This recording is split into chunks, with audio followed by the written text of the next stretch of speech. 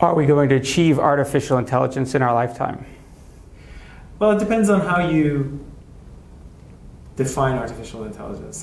If what you mean is intelligence at a human level or superhuman level, my own personal belief is that we cannot. And the reason for that is because there's a confluence of characteristics that define human intelligence.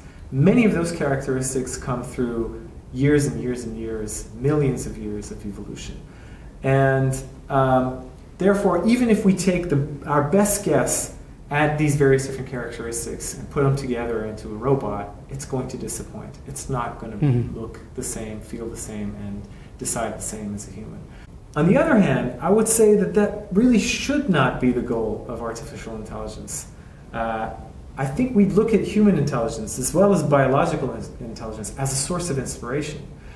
Just as today we fly in airplanes that were inspired by, birds, for example.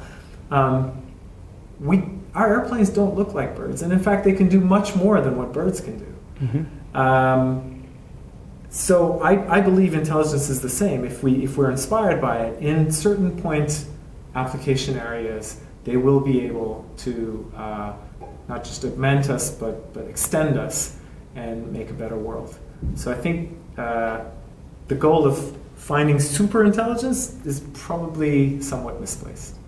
Do you fear at all the use of augmented intelligence for evil? Any technology could be used for evil, and I think I understand the concern that maybe AI could be used that way too, and absolutely it can. There's no guarantee unless we put in the safeguards and the regulations and so forth.